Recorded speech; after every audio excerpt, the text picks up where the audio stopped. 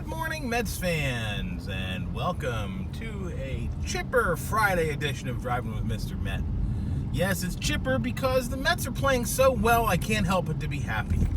Things are going great, everything is perfect, there's nothing that can go wrong. Of course, I'm talking about the polar opposite of what's actually happening with our 2019 Mets. Yesterday, the Phillies completed a sweep in stunning fashion. I want to talk about what happened at the end of the game and how I'm no longer mad at Mickey Callaway because that poor bastard can't get anything right. Whether he does it right or not, he's always wrong. Talk about that today, talk about the weekend set with the Braves, and we'll do it on today's show.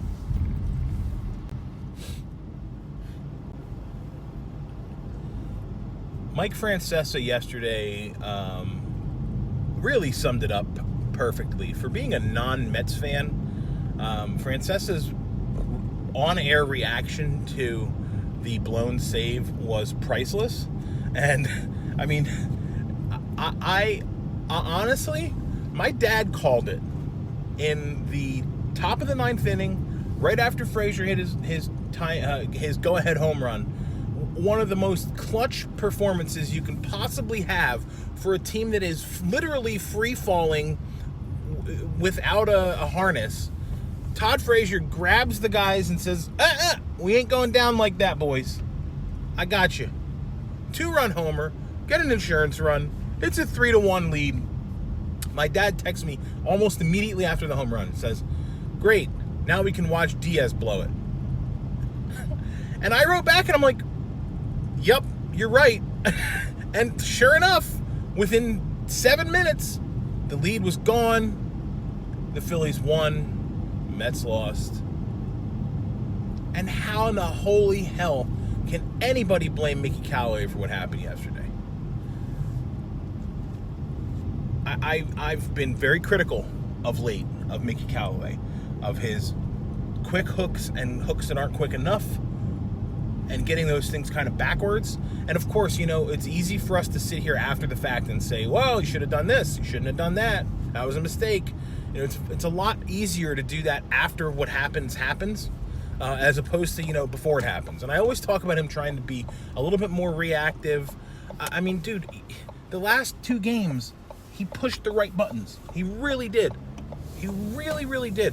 He brought in his best reliever, other than Edwin Diaz. We'll get to him in a second. He brought in his best reliever, Seth Lugo. Blows the game. Yesterday, brings in his closer, protect a 2-run lead. Diaz has pitched like twice in the last 12 days, okay? Could be a reason that he was rusty yesterday. And I do think there's some merit in getting him some work in between outings. If he's only going to pitch every 5 or 6 days, Jesus, let him pitch 6 innings. I mean, my God. He ends up throwing 40 pitches yesterday, or 37 pitches, or whatever it was. You can't make it up. You cannot make it up. I legitimately felt bad for Mickey Callaway yesterday. He had to stand in that press scrum and give an honest opinion about this shit show of a bullpen. And he did. I mean, he really did. He gave a pretty fair assessment. And he didn't do it in a way that he was burying the players. He just sort of said, look, man, they're all feeling really bad, and they all know they're not doing good, and whatever, in his non-charming Southern drawl. You know, the funny thing, as an aside, the Southern drawl can be an absolute charming feature in someone when they speak. And for whatever reason, it's not on Mickey Callaway. And this is maybe just me being mean or whatever, but it makes him sound dumb. It really does. I don't know any other way to say it, but that I hear Forrest Gump when Mickey Callaway talks. I don't hear like J.R. Ewing. Don't know where I pulled that one out of, but whatever. So Mickey after the game is trying to explain as best as he can, like the guys have to pick themselves up and blah. But I mean, dude, how many times can you get punched in the stomach repeatedly before it's just like, I can't take anymore, I'm not getting up? You know, if you figure the baseball season is like a boxing match, right, where some rounds you're punching and other rounds you're getting punched. You know, to quote Sylvester Stallone from Rocky Balboa, it ain't about how hard you can hit, it's about how hard you can get hit and keep getting up and keep coming back for more. And I'll give the Mets this much. Despite the fact they have not come back in late innings, they come back every day. Every single day. And they've put this whole series, they've put the team in position to win, they being the offensive players on this team. So, can they take a punch? It sure does seem like they can, but I just don't know how many more times you can get knocked out and keep coming back without having some serious trauma, like brain injuries and whatnot.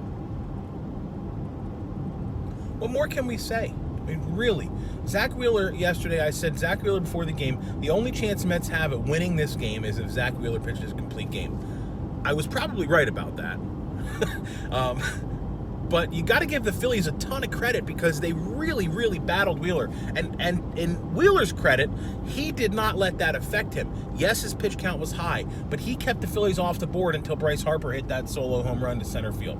So kudos to Zach Wheeler. He was awesome yesterday. He did everything he needed to do to put the Mets in a position to win the game. Then Todd Frazier did everything he needed to do to put the Mets in position to win the game. What happened next? I forget. Hey, the good thing about baseball, and I say this all the time, the good thing about baseball is that we have another game now, tonight, to watch.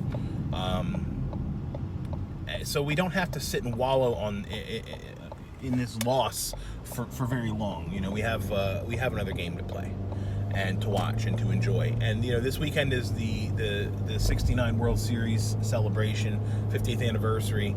I will be at Citi Field tomorrow and Sunday.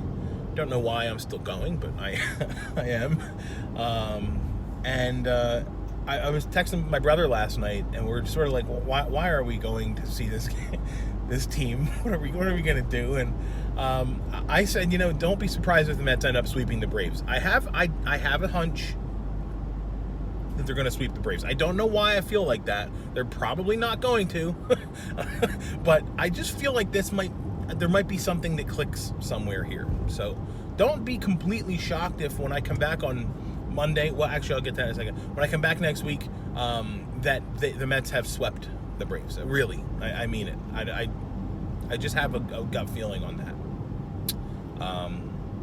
So yes, Mets have the Braves for 3 games this weekend, and we get to immediately put the past behind us. I mean, to me, that's the best thing about being a baseball fan.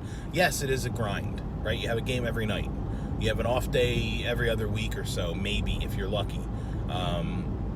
But it is a grind of a season, but it's also a let's move on to the next day kind of a season.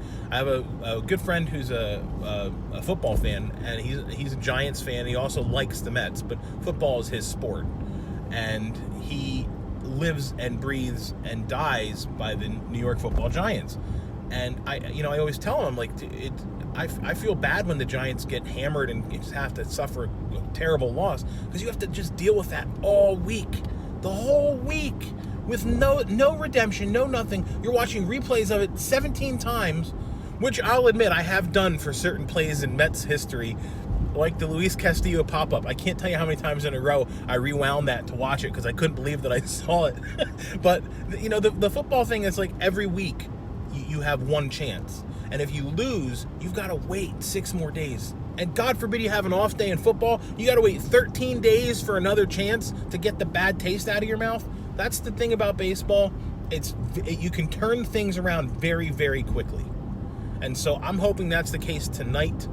The Mets are able to turn things around very, very quickly.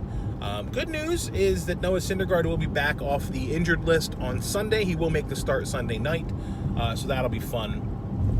So we'll see DeGrom tonight, Matz tomorrow, and Noah Syndergaard on Sunday. And we'll see what happens. I'm predicting a sweep. Lock it up. Next week, I will not be in the office. I will not be working, rather. I will be home, have a few days off. So I don't know how much driving Mr. Met's going to be doing next week. So I may not be recording any videos. And I'll tell you right now, if the Mets don't sweep, I will definitely not be back. No, it will have nothing to do with whether they sweep or not sweep. If I'm in my car, I'll try to record a video. If I'm not, then I won't. And you just have to deal with it, you know. Your lives will go on. Both of you who watched this video. So that'll wrap it up for today. Better things are ahead for the Mets. They have to be, because I don't know how much lower we can get.